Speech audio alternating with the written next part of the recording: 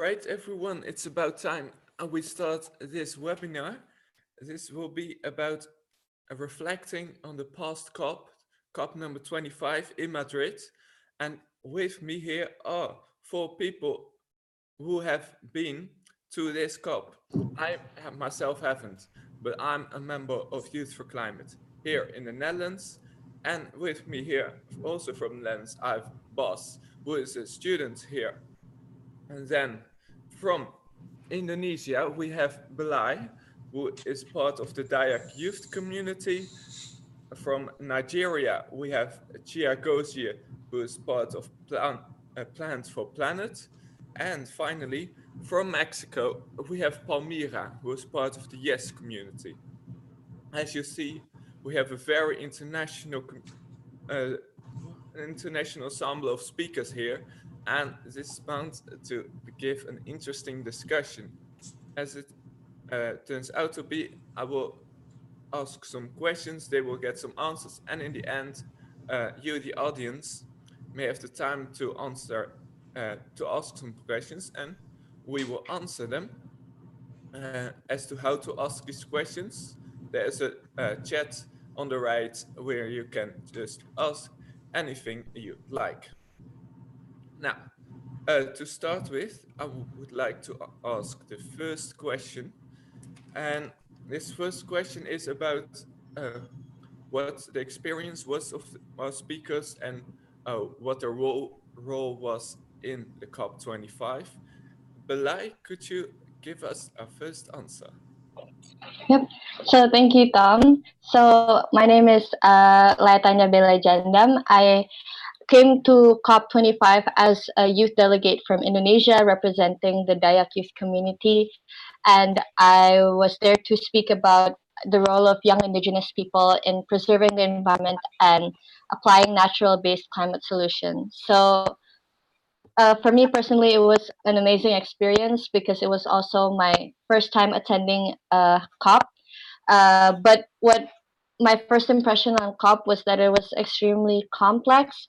It was a very complicated event with all of these procedures, protocols, rules that had to be followed. And so, for example, I had the party overflow pass, so I couldn't attend these high level meetings. So, in a way, everyone isn't involved in everything. But I did get to attend sessions from these different pavilions that influenced the decision making process. And for me personally, it really helped in expanding both my network and knowledge because I got to meet people from all over the world and all of these different diverse organizations. And I also got to listen to their perspectives and what they had to say about the climate issue. And for me personally, it was a success because I got to raise awareness and exposure towards the topic that I brought up, which was about the role of indigenous people and specifically young indigenous people in preserving the environment. And I think it was great because that's not a topic that a lot of people talk about. So it was nice to bring that up for everyone to know about. And it was also great that I was able to represent the youth that who are now given more of a voice in the climate issue. Thank All you. right. Thank you, Belai, for your excellent reply. I will now give the stage to Bas. So, Bas, what was your experience? Thank you very much, Tom. My name is Bas Tunter from the Netherlands. I joined the COP25 on behalf of the Radboud University. I was the second time I went there, and because I was already been to Katowice, the COP24, I knew some things to expect. What the chaos is around there, a lot of stuff is happening there. But I participated. I was part of the Yongo, which is the youth constituency of the UNFCCC. And on behalf of the Yongo, we represent all the youth from all around the world. Perhaps Uday will elaborate a bit more on Yongo itself. And I participated in the ACE work group, which ACE stands for Action for Climate Empowerment. which is part of education, training, public awareness, public participation, public access to information, and international um, collaboration on those. And we worked very hard throughout the week to get our statements, what do we want to see, and actually lobby and push for youth engagement within ACE. And that was a short impression of my experience there. Yeah, thank you for that impression. All right, I'll now give the word to Chia Gozier. So, Chia Gozier, you can start. Yes, thanks a lot, Tom. Yeah, it was really a good experience for me. Of course, it was about the third or fourth COP for me, and I was serving, of course, as the Global South focal point for Yongo, which Bas has mentioned earlier. Yongo is the youth constituency within the UNFCCC. So in the UNFCCC, we have like 9 constituencies through which the civil society engage in the UN for more international climate negotiation processes. So Yongo is the youth space for engagement within the UN on climate change. And we normally have 2 focal points every year, one from the global north and one from the global south. So I was serving as the one from the global south this time.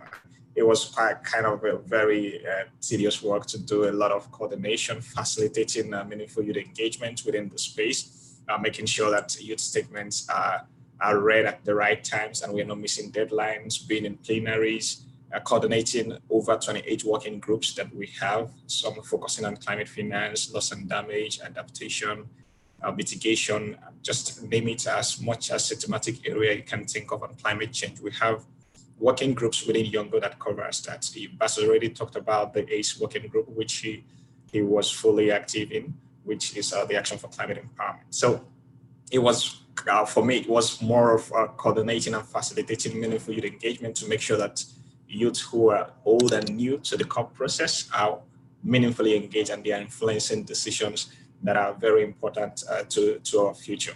And of course, it came also with its challenges because we had a lot of mobilization on the street within the year. Within 2019, we had young people all across the world mobilizing, striking, making actions everywhere, even in the lead up to the Climate Action Summit in New York. But in Madrid, we wanted to see this mobilization, this momentum reflect on the document, on agreed text.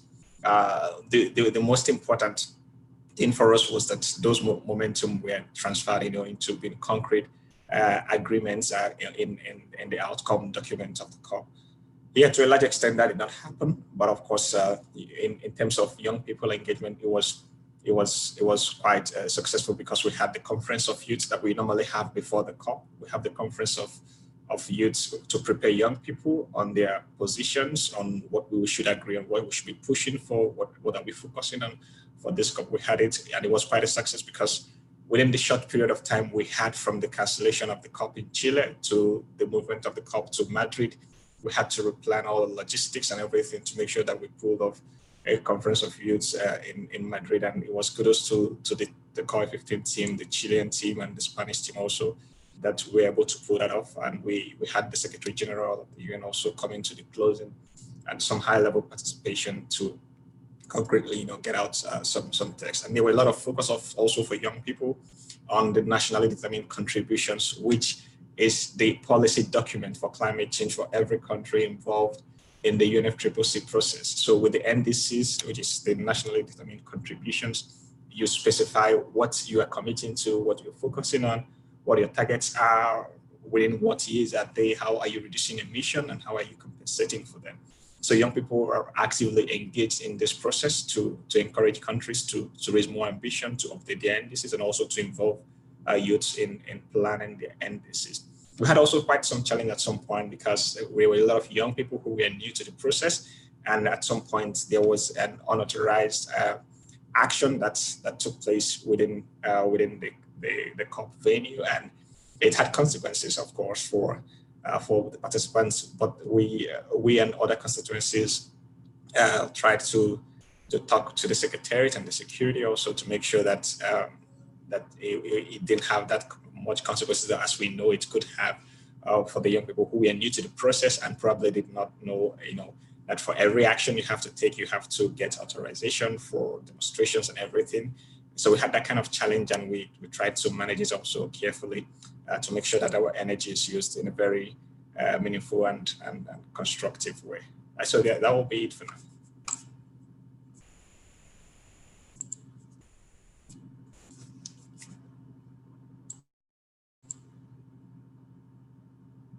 Tom, you're muted.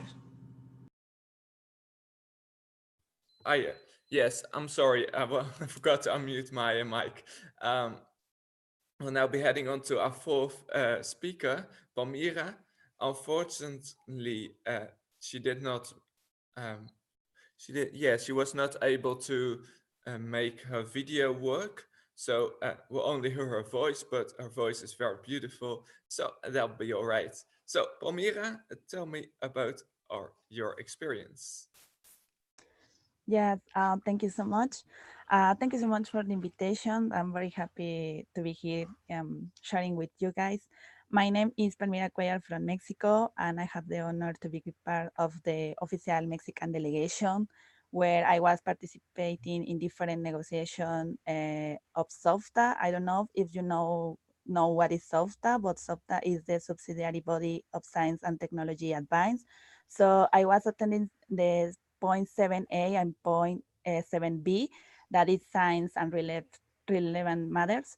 So my background is on earth science, so I am training for atmospheric science, so I know this police science interface and science diplomacy, and it gives me the opportunity to understand the negotiation with both visions. So I was attending the informal and formal negotiations on systematic observations. Basically, I supported my delegation with the science items, such as IPCC reports. And in the other side, I was the youngest of civil society representatives in my delegation, in the Mexican delegation. So I have the opportunity to represent the Mexican youth, and I was attending also the different conversation with the secretary, such as NDCs and ACE engagement. So that is my participation at COP 2025. Yeah, and it was my first time, so I was so happy for this opportunity, but I saw a lot of responsibilities at the same time. Yeah. Yeah, thank you, Palmira. Good to hear that.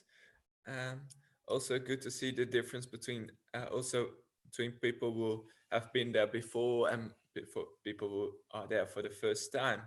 Um, Now we're going on to our second point, and we're gonna talk about expectations our speakers had, because when going into such a conference, when it's your first time, you might not know so much about it, but you might but so it might not turn out so well, but next time you might have more experience and you might know better what will happen. You might also be able to make happen what you would like to make happen.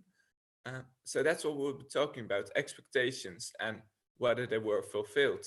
And let's start with our first speaker, Belay. Thank you.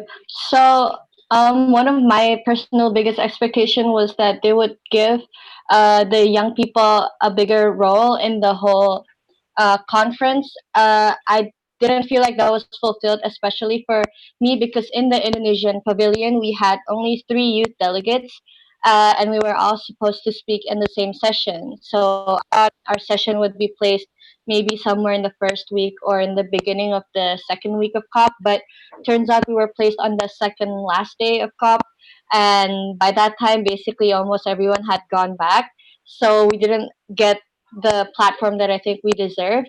So it wasn't fulfilled. But other than that, I also had this expectation of it being having a very international atmosphere, and that was fulfilled because I really did get to meet people from all over the world, and I was able to meet people from all of these diverse organizations, including one of them is I became friends with someone called Bindu from Nepal, and she works with Climate Interactive, which is an organization that helps you learn more about the factors that affect climate and just experiment more with it. But yes, and something unexpected was from my pavilion itself. The Indonesian pavilion, uh, we're connected with the local Indonesian students in Madrid, and I found that really helpful because the students were able to help mobilize all the speakers and delegates around and just teach us more about the local culture, which was nice. But beyond that, I didn't have too many expectations because, like Tom said, it was my first COP, so I just tried to process it more than I had expectations for it. All right. Thank you, Belai, for your answer. Um, just a quick question I had for you, Belai. How did you already try something for the, or did you make up a plan for next time on how to get that a good spot for speaking the good days, or how is that decided? Can you do something about that? Yeah, so I learned that for every pavilion we have like the head of the pavilion. So maybe if next time other youth delegates or including myself are invited to speak again, we can talk to the head pavilion and maybe allocate the youth speakers to be moved to an earlier spot because I didn't know that people would have been gone by the second last day. So it was a learning point for me as well for this year's COP. Maybe the youth can be placed in an earlier spot, hopefully. I hope so too. So a lesson for you all: if you're gonna speak, make sure you do that quickly and not on the first day, and you might be able to arrange Yeah. here ahead of the pavilion. All right, and now let's give the stage to Buzz and talk about his expectations. I had two types of expectations. I had one for the high level negotiations because I was there in Katowice before, and a lot of stuff got pushed because it was too difficult. The parties couldn't agree on it. So I thought that with every momentum that we get here about all the youth now pushing for action instead of just talk, talk, talk, I thought, all right, now the parties can come together. They can, especially a difficult chapter as finance, they can now, under the pressure that we as youth are providing, that we are pressuring them. I really would have thought that they would have come to an agreement, and I was very, very disappointed with the outcome of the high level of all the negotiations. On the Yongo, the input that I could give, I was very. I knew it in a week in advance that I could go, so I had to wrap up a whole lot of things, prepare very quickly. But I was so thankful for the people who I met there, who worked within Yongo, like Uday, like people within the ACE working group, that working with them on ACE, making sure that, all right, this is how we would like to see, what do we want, and how are we going to get that.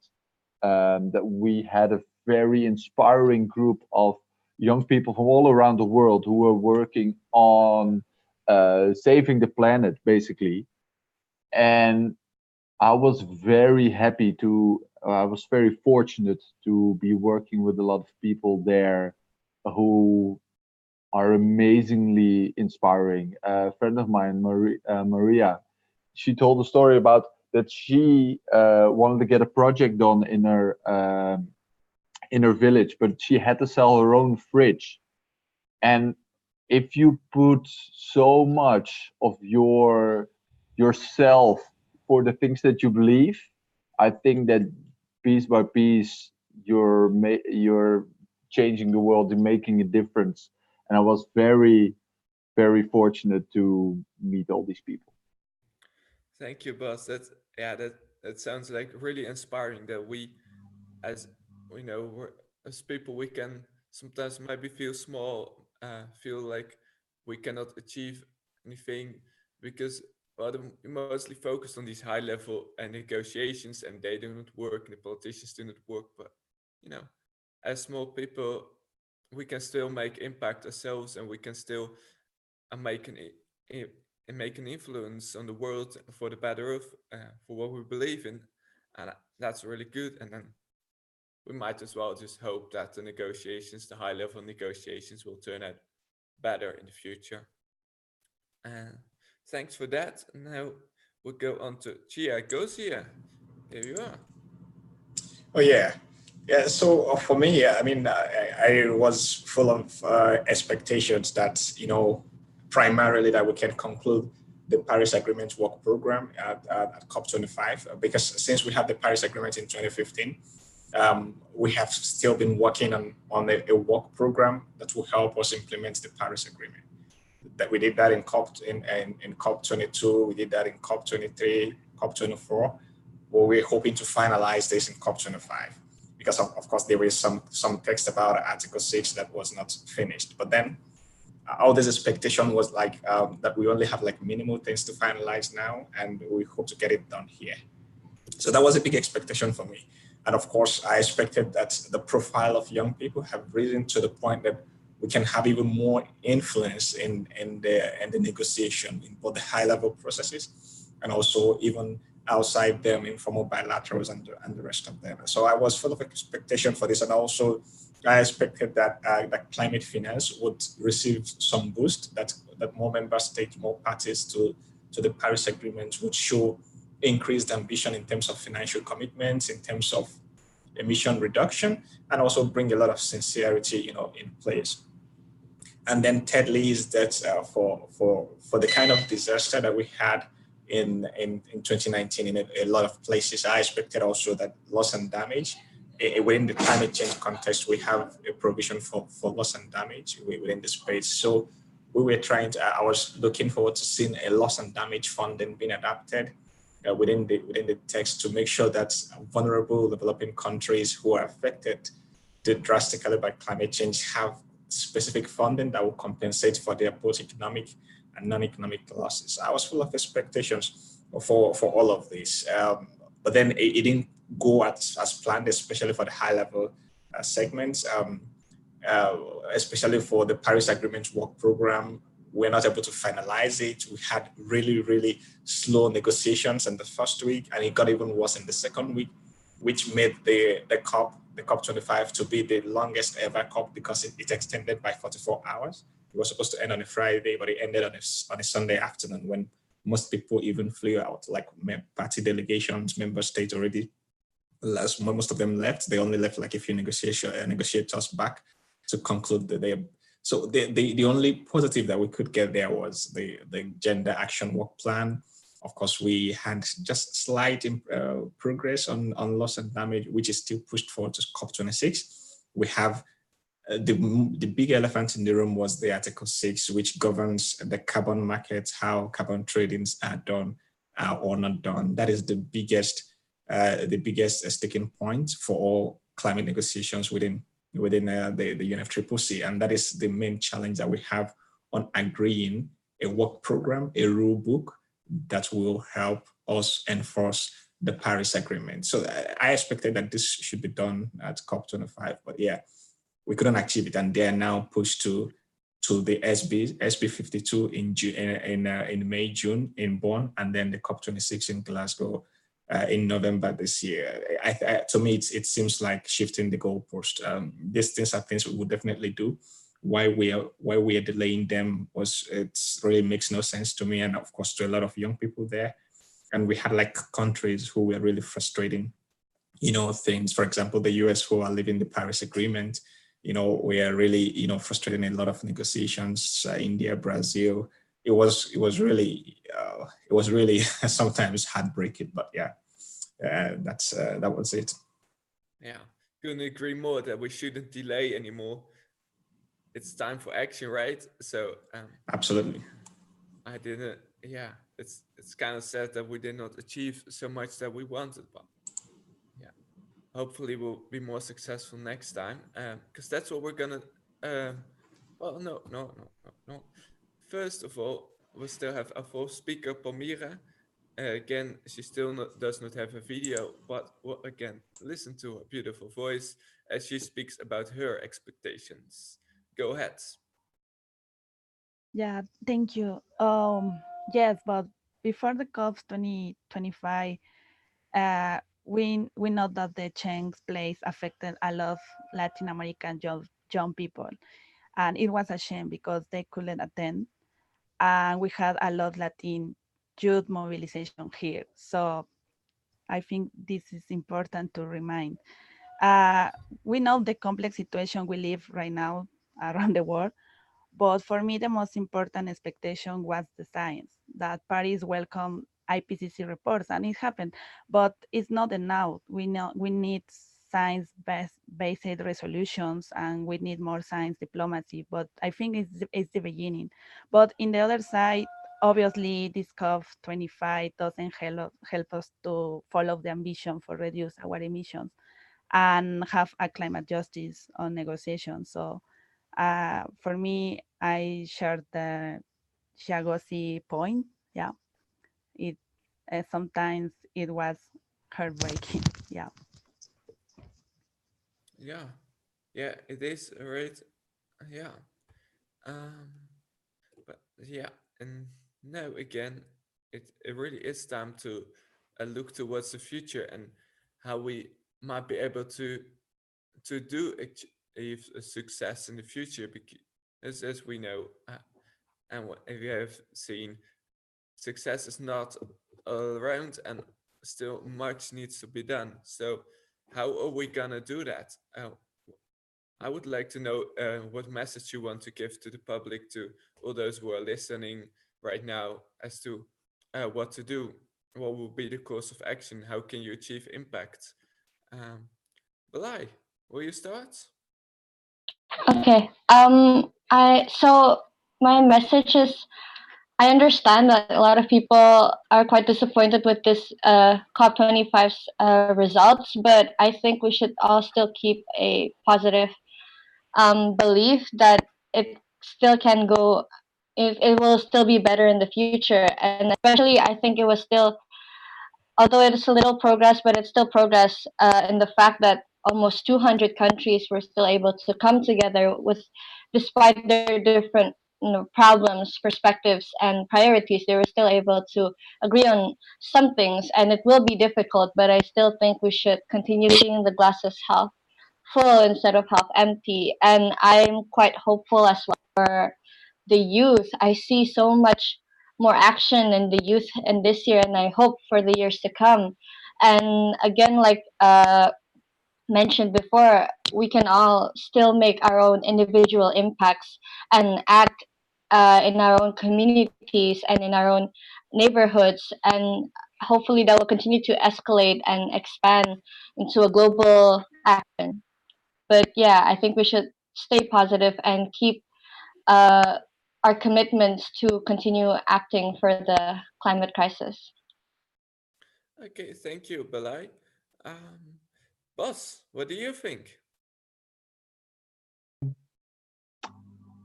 There are a couple of points what Balai told me about the youth. I I myself are a bit frustrated and say, all right, if the high level segment, if the high level people, all the politicians, world leaders, if they're not going to do it, then I'm taking charge. Then we as youth, then we need to start.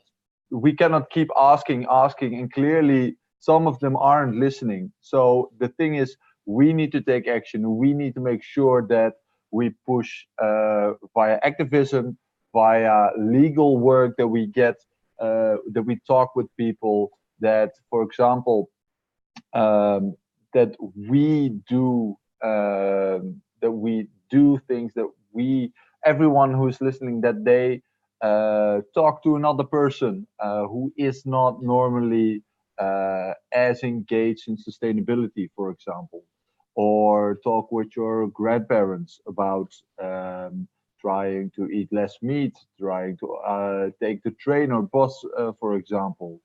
that everyone, what Belay told about the Bindu from Climate Interactions, they're doing a climate workshop, and I'm doing that as well in the community. Make sure that you talk about that. There's so much stuff that we need to do. We need to cut our emissions via reducing coal, oil, but also push green energy, but also being more energy efficient, reducing our methane emissions. That there's so much stuff that needs to be done before we can reach 1.5 or 2 degrees Celsius. Is that we all need to do. There's a lot of, on a positive note, there's a lot of stuff that you can do to help.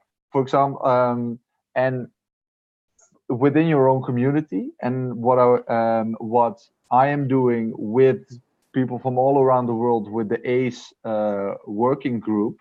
If I can, for example, some concrete actions that I want to show to the people, if I can share my screen here. Share. That with people with the ACE working group for Action for Climate Empowerment, which is, I see the personal side. You can have finance, you can say energy, but the empowerment is why do we feel that we need to act, that we feel we can, we should, and that we are acting as a whole, as everyone on this planet. So we had, during the first week, we made 5 points that we really wanted to see coming up based on ACE, that we want to, all elements of ACE needs to be addressed equally, that we have those 5: training, education, public participation, public awareness, public access to information, and international collaboration on those 5 issues. That they get attention, that are concrete measurements, for example, that we can track and report progress on ACE, that we also are able to, within a party itself, that they can talk to parties from other, that they can talk to people from other parties. Hey, how are you doing there? Can I show my, how are you doing? Can we talk, so that good ideas can spread and that those can take root within the parties. So we made this document, and we are planning during the intersessionals in Bonn to make sure that those are on the negotiation tables. There is a submission deadline on the 15th of February where we can send it to the UNFCCC, and they will take all the input, and that's get put on the negotiation table. So if concluding, sort of, if people want to either focus on ACE or join Yongo, because every youth can and is encouraged to participate and to work together. We have the ACE working group that you can specifically work on ACE. And I will try one way or another. If you're interested, let me know. You can find me Facebook or leave a comment here in the YouTube chat, that you can join or type the link, that you can join the WhatsApp group for ACE, or that if you're interested in loss and damages, agriculture, oceans, different work groups, then you can check the Facebook group, and that's youthclimate.org, the International Youth Climate Movement. There you can find, in, if you like it, there would be your first interaction with Yongo if you've never been in contact with Yongo before. So if you want to find this, find me, and I'm inviting you to work together so that we don't have to wait for the politicians and world leaders, but that we can do it ourselves. Thank you very much. Thank you very much, Bas. Um, so we'll all have to go to youthclimate.org and see what we can do. And I do believe in that, if everyone of us does invest some time into the movement, into investigating something that interests you, something that you strongly believe in, then now we can make very big steps towards the right place where we want to go, right? And I would like to hear now from Sia. What do you think? What course of action should we take in the future? Yeah, I think it's really important that we don't relent. It's very important that we keep hope alive, that we keep the positivity going. I think we did an incredible job as young people all over the world in 2019 to mobilize, to call attention, to communicate the science that scientists have been struggling for over 3 decades to communicate. We're able to call attention of government. We're able to make them sit up.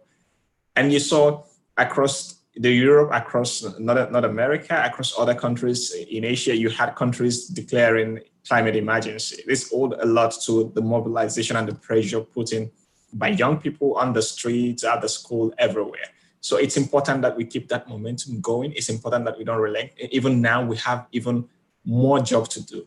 Because the way COP25 went, we need to put even more pressure at the right places to make sure that COP26 turns out a lot better than we had at COP25. So it's important that we don't relent. It's extremely important that we give even more pressure than we did in the last year. That is really important.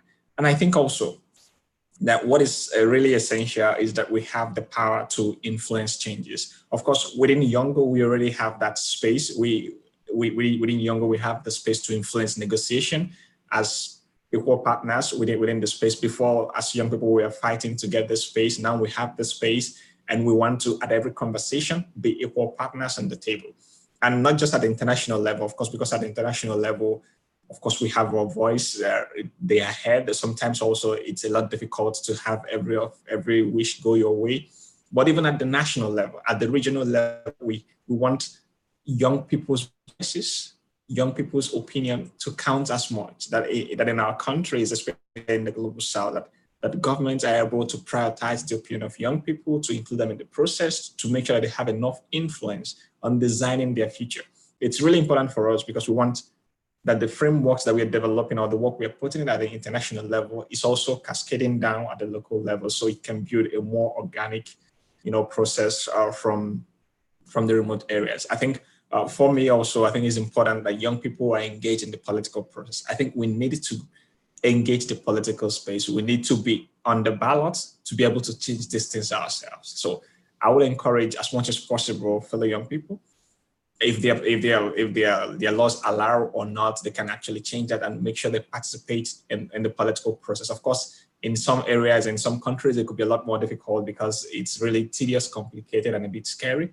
But let's keep trying and be sure that we are engaging in that political process, because when we are on the seat, it's a lot easier for us to influence those changes. We know what we are thinking. We know the kind of political way we can give to it, and then it will be a lot easier for us to effect those changes that we've been calling on leaders to effect. So when we have a lot of young people as MPs, as ministers, I mean, things will be a lot easier because they will understand that this is our future. We have over more than 50, 70 years to be around, and we really need to fight for this future and create it the way we want. I also think that it's also important that young people are engaged in the nationally determined contributions, the NDCs of their country. We have this year as a window of opportunity for countries to update their NDCs and also to submit them, because the first NDCs were designed a bit in a rush. Most countries gave it out to consultants to design and submit ahead of the Paris Agreement. But now we have an opportunity to do more national consultation, to be more inclusive in preparing the NDCs. And I think this is a place where young people should head to. Make sure that you are contributing to your country's NDCs, hold meetings with your ministers, and ask them for a roundtable to contribute as young people your perspectives on the nationally determined contribution. check what they already have and see if it is lacking somewhere. Does it have gender component? Does it have climate education component? Does it have emission reduction component? Is it ambitious enough to keep us under 1.5 degrees C? So that's really important I think it should be important for young people that they have a roundtable with their national government to make concrete inputs into the nationally determined contributions. And if they need help with that, anyone that wants to do this consultation on their NDCs, if you need help, you can just reach us at Yongo. Just like Bas said earlier, and we'll be happy to support you, guide you through the processes, and also put you in touch with UN organizations, maybe UNDP or UNFCCC office on how they can help you through the process, and you can actually hold a conversation with your governments to make sure that youth inputs into the NDCs are well captured. I think this will be really crucial. Thank you, Siergozi. I think that's very interesting. We still have one last speaker to speak about this topic. So, Palmira, what is your view on what course of action we should take? Yeah, just for adding the other intervention, which I totally agree. I just talk about on negotiations. Young people, we have to obtain more engaged in our delegations to take decisions, mainly from these parties where science and climate change is not a priority, you know. So as I said before, we have to start with our delegations. I know in some countries it's not easy to work with them. Here in Latin America, we have this case, but young people have to be there in the negotiation because I think it's the most direct way to achieve our goals. Keep fighting until now because we see a lot of young people around the world, but it's so necessary to begin part where decisions are coming in local, national, regional, and global. For Latin American, for example, climate justice is so important because we are impacted by several climate change uses, not just extreme events, also climate migrations. And we don't have a lot of the emission for global warming. So, for example, mainly Caribbean states, in a couple years, they will fight with sea level rise. So I think young people need to have a better strategy. Um, I just want to share with you my last negotiation last Saturday at COP25. I was in the room with the parties, just 3 young people, I think, and outside a lot of young voices, but negotiation weren't not available to listen them because all happened inside. So it was so frustrating for me. So I think we live in a complex situation right now. I know climate change is a very important because it changed our life, but we need to keep we don't have time to lose, and we have to be sure that in COP 26 we'll have a real ambition, not just words. I agree, join Jongo, you will learn the basics, and also you have to join the national plans. Um, in Mexico, for example, we have a lot of people fighting right now. I don't know if you know our energy fossil plants, but it's not a good way to reduce our emissions. So just keep fighting, I think. Yeah. Yeah, I would agree that we better, uh, you know, that we need to take more action, and uh, that we should translate these words into action more. And that's, I think, an interesting subject as to how to do that. Also, that point you made about you being only 3 of you in the room inside, and that those people outside, the big movements on the street, movements I was part of as well, and that they can't get inside and they can't have their influence over there. That's something that worries me, um, and seeing that there are no other questions in the live chats right now, I would like to suggest that we talk a bit about that. So, how can we, the movements on the streets and in the society, uh, reach, get more influence inside the COP, inside where there's big decisions are made and there's decisions that determine our future? How can we get inside? Belai, do you have any idea?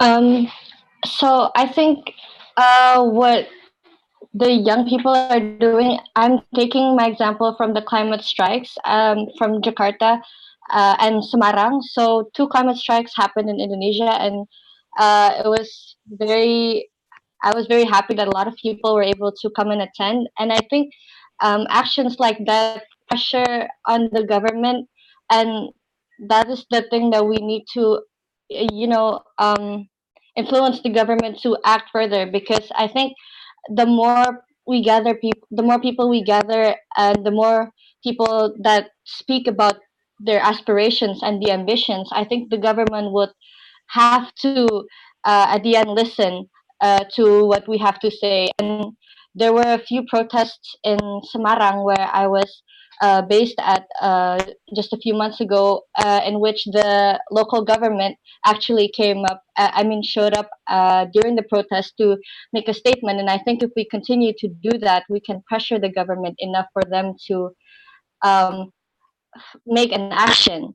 Like for example, also in Indonesia, I think due to the recent climate strikes and just public pressure, especially from the young people, the government, some governments such as in Jakarta, Bali, Bogor, and Semarang are they've issued these ban for plastic bags in local supermarkets and all of these places. And I think that's already a good step towards cutting our plastic use. And maybe we can even expand that further through maybe the use of more green and renewable energies or other things. So I think continuing to speak out for what we believe in will help with pressure. And I think that is what the government needs right now in order for us to have changes in systems.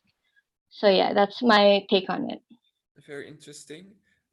Bas, do you have some ideas, other ideas about how we can, uh, uh, what, how we can get more influence inside the governments, inside those negotiations, and how we can get those words into actions? Um, what's really important is that after a climate strike, it does not stay with a strike and then the message gets sent out, media talks about it. No, we then, because that is very positive, and I'm very, very happy that that is happening. But then after a climate strike, either you invite politicians there, ask them questions.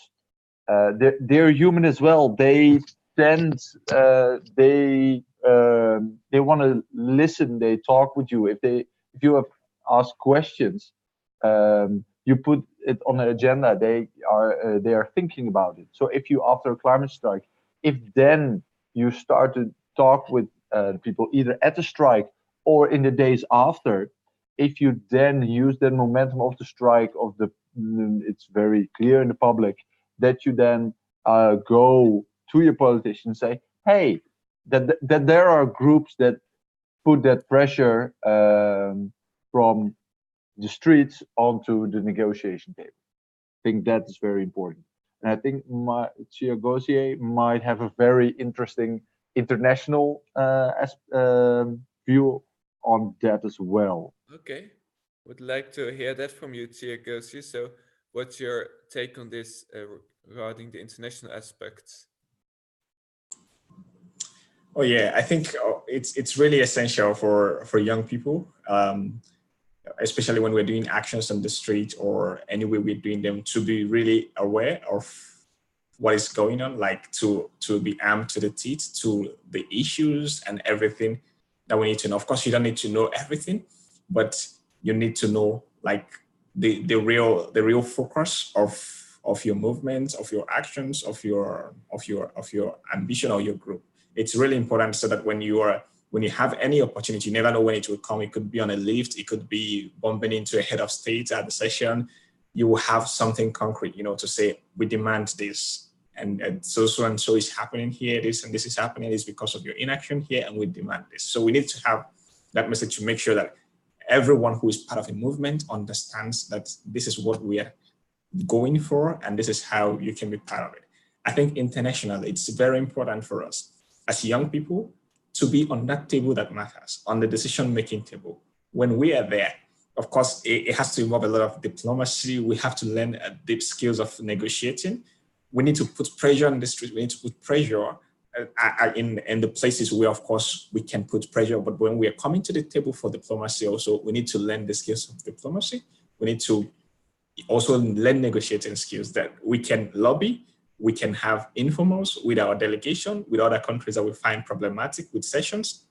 We can lobby them outside the normal process. We can put pressure on them by even visiting them at probably we know the hotels they are lodged in, and we come there camping and visiting them, having meetings and meetings upon meetings to say, this is really important. Probably you're not understanding this, because sometimes some negotiators don't even know.